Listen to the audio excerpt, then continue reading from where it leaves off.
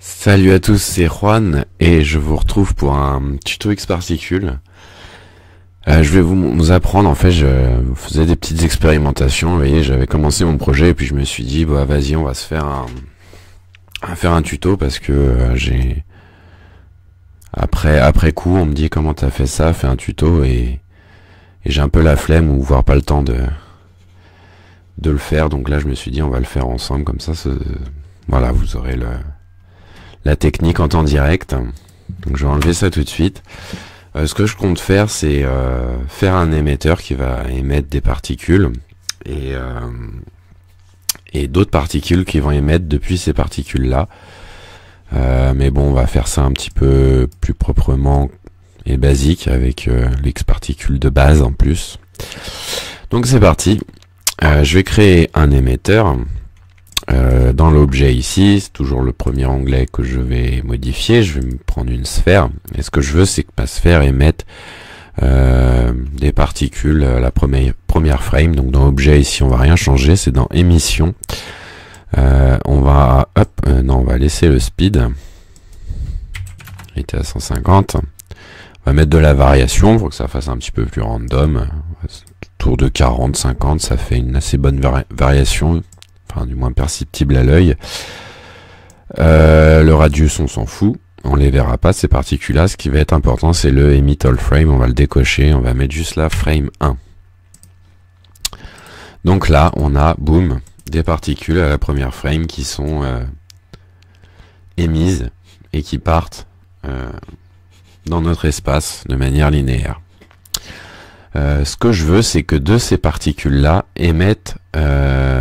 apparaissent des particules en fait. Donc on va faire des sortes de trails en fait, mais ça va être pas des splines qui vont être écrites, mais des particules. Donc le petit tricks, ici, j'ai déjà, vous cliquez sur global, vous cliquez sur ajouter, et ça va vous ajouter des groupes ici. Donc j'ai déjà fait des groupes, on peut les colorer, hein, je vais en mettre un rouge et un bleu. Dans émission, ici, on va cocher Generate Thinking Particle, on va être obligé de passer par là, et on va y insérer le groupe 1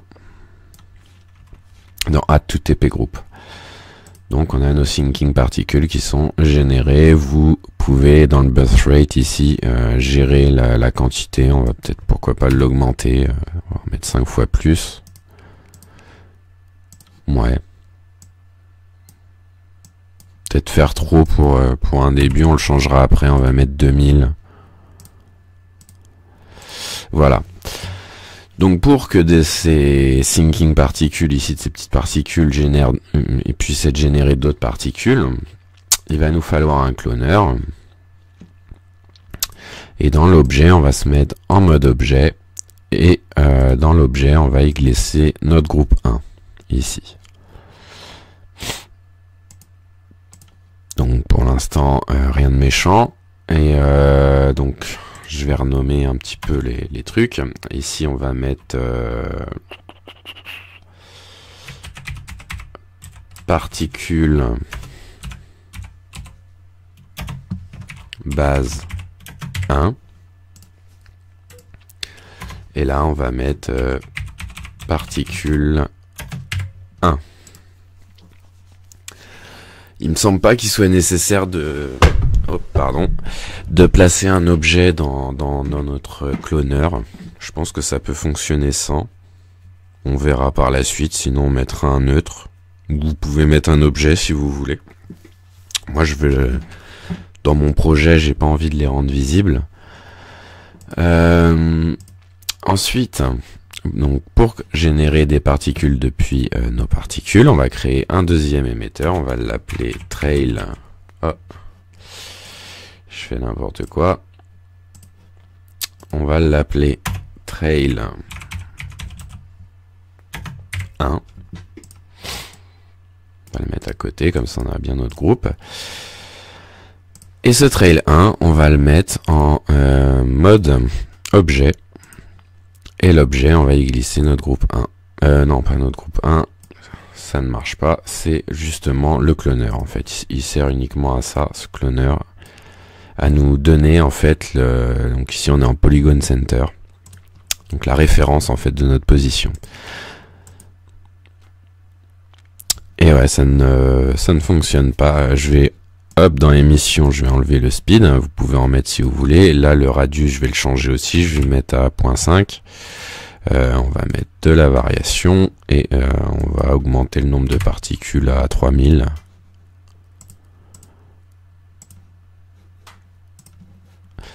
Hop, ça ne fonctionne pas, donc il va bien falloir nous mettre un objet. Je vais voir si avec un neutre ça fonctionne.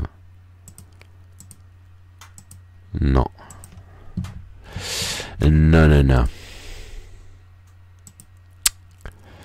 Alors après ça peut venir aussi du mode. Si je le mets en mode point. Non. Non, bon. Polygon Center. Non. Donc il va vraiment nous falloir un objet. Donc on va prendre une sphère qu'on va cacher. On s'en fout complètement de la sphère. On va la mettre 1 cm de rayon, mais je crois qu'on s'en fout aussi. On va le mettre dans notre cloneur. Et le trail ici, Polygon Centre.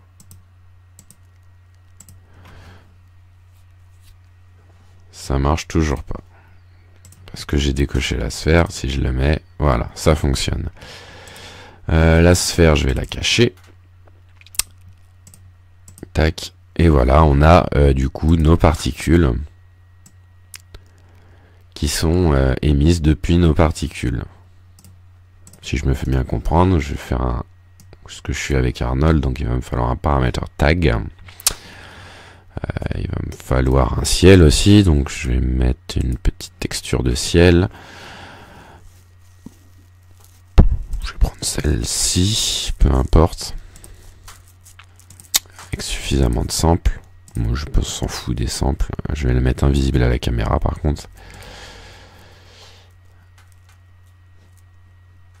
Et voilà, vous voyez, on a notre système qui fonctionne bien. Donc je vais créer un standard surface.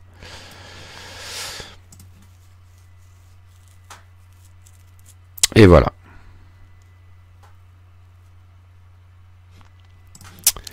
Ça fonctionne bien.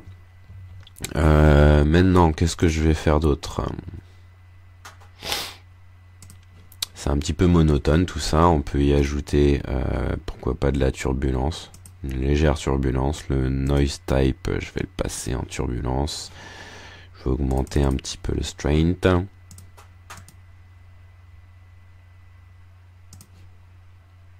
petit peu plus. Voilà, histoire d'avoir un peu de variation. Et ce que je vais faire, c'est que de ces particules, je vais en émettre d'autres. Donc, je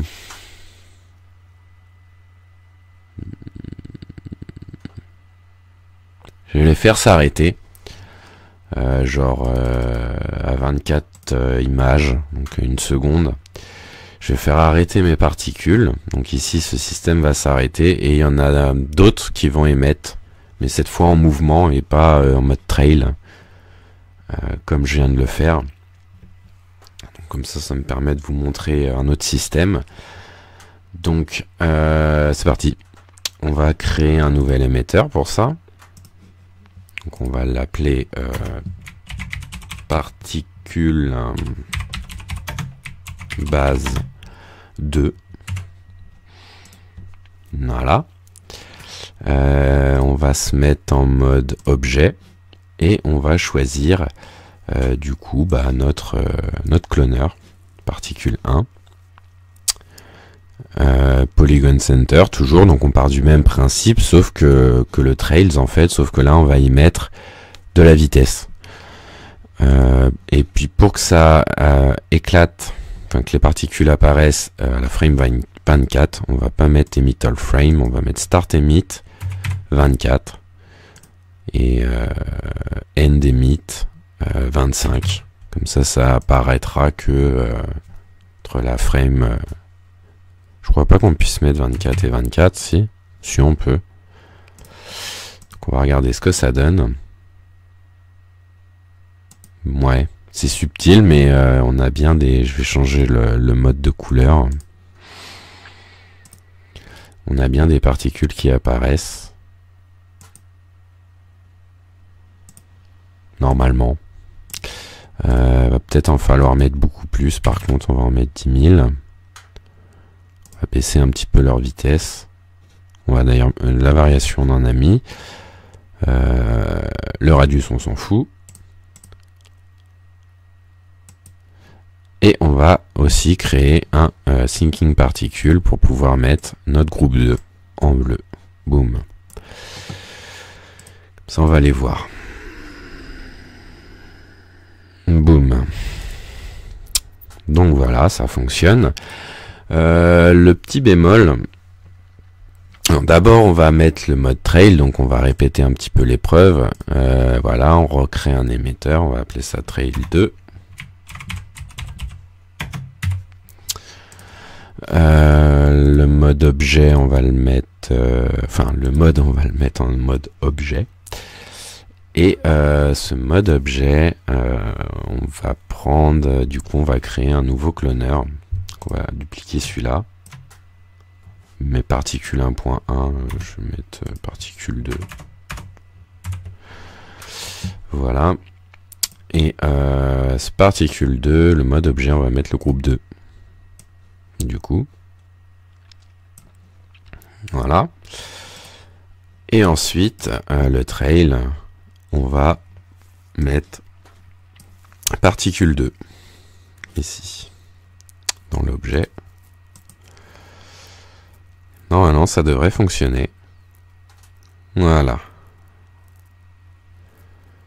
Commence un petit peu à ramer, mais on a bien nos particules qui sont émises. Les particules ici, les rouges, du coup celles du groupe 1 qu'on a fait continuent à avancer, donc ça va pas vraiment faire une subdivision. Moi j'aimerais que la particule s'éclate en plusieurs particules et pas que ça fasse des embranchements. Vous pouvez le faire si vous voulez, moi j'ai pas envie. Donc on a dit que le climax c'était au niveau de la frame 24, donc pour ça je vais ajouter un modifier, le modifier de speed, de vitesse. On va enlever l'incrémentation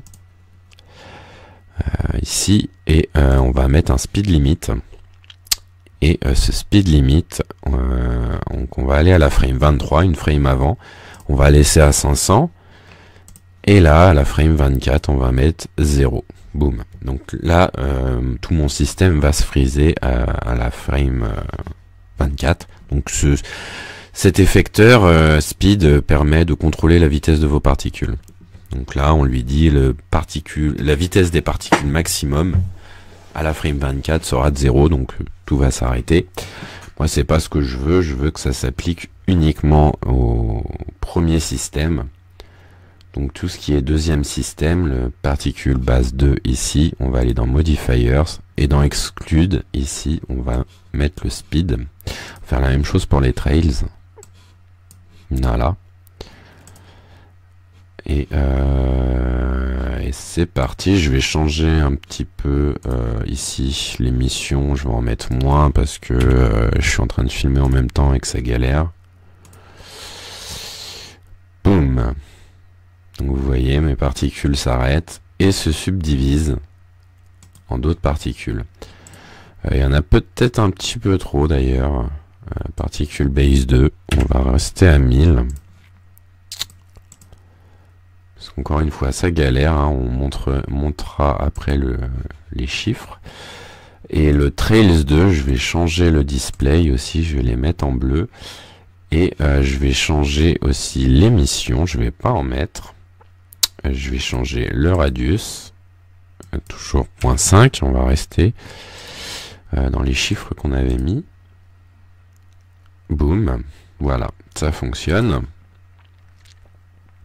Peut-être mettre un petit peu plus, hein, parce que ça... Du coup, là, le nombre de particules, faut prendre en compte qu'il est divisé par le nombre de particules précédents. Donc si vous mettez 1000 particules, donc il n'y en a pas vraiment 1000 en fait, mais c'est pas grave, c'est comme ça.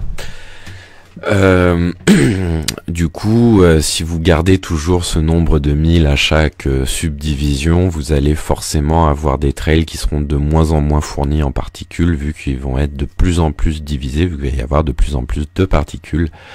Vous comprenez bien, là on a, admettons, 20 particules qui sont émises, puis de ces 20 particules vont être émises, là il y en a, je sais pas, je dirais 3 environ, donc ça va multiplier, donc par particule, il y a 3 particules émises, donc on aura de 20 particules à la base, on va passer à 60, et ainsi de suite. Si vous faites d'autres subdivisions, après là je vais en faire que 2, vous avez la technique pour en mettre 3, 4, 5, vous faites comme vous voulez.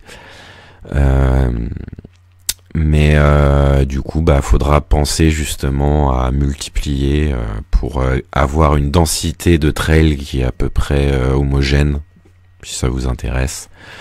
Donc pensez bien au nombre de particules émises, changées ici. On pourrait presque en mettre 3000 normalement, à peu près, hein, vu que grosso modo ici je vois que c'est divisé en 3. Après il y en a où il y en a pas du tout, il y en a où il y en a qu'une. Là il y en a 2. Ça doit être difficile à calculer, il faudrait presque du expresso. Bref, donc maintenant ce qui est pas terrible, c'est que la trajectoire de mes particules émises depuis ma particule est vraiment random. Donc vous le voyez, là ça part un peu dans tous les sens. Je trouve pas ça très joli, j'aimerais vraiment que ça éclate un petit peu comme on voit ça au cinéma, dans les effets spéciaux, on a une météorite qui rentre dans l'atmosphère, puis elle s'éclate en plein de petits morceaux. Il y a une notion de vélocité en fait, on va garder la vélocité initiale. Pour faire ça avec X particules, on peut peut-être voir ça dans les dynamiques. Je sais pas s'il y a une option qui me permet de faire ça. Dans objet et émission, il n'y a absolument rien.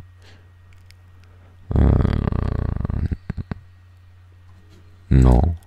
Ça, le problème d'X particules, il a ses limites par rapport à Houdini. Houdini, on aurait pu prendre le vecteur de vélocité et le réutiliser. Mais là, on peut pas récupérer les informations de vélocité initiale.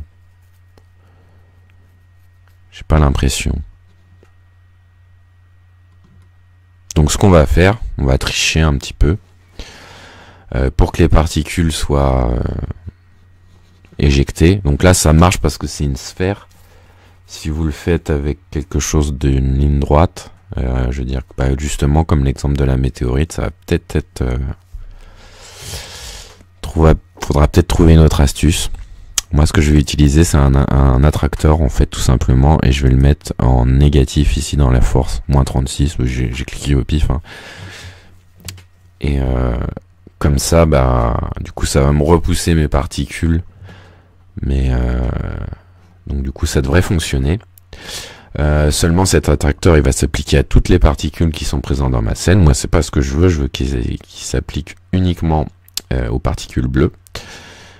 Donc ces particules là, donc dans tous les autres, dans Modifier, on va exclure l'attracteur.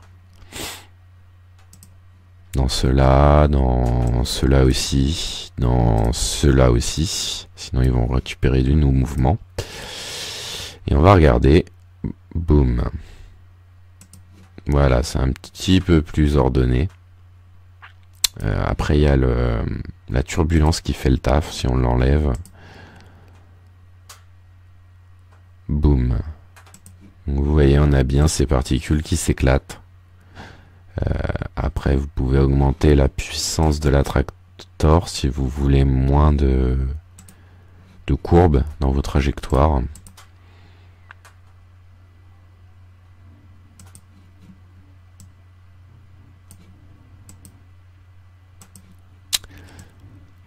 Mais voilà, on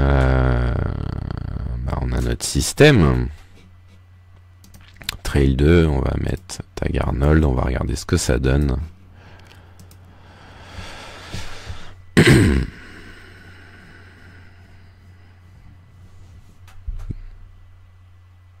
Donc voilà, c'est plutôt joli. Après, il suffira d'augmenter le nombre et puis de particules émises. Faire des mouvements de caméra sympas, c'est ce que je ferai. Je ferai des changements aussi, au besoin. Mais le système fonctionne. Vous voyez, c'est pas très compliqué. Toutes des petites astuces. On a encore des... Vous voyez, des sortes de... Parce qu'à la base, là, la particule voulait partir vers là, et puis comme elle est à l'attraction, hop, elle fait une courbe. C'est pas très naturel. Pour changer ça, faudrait augmenter la puissance de l'attracteur, du répulseur du coup. Mais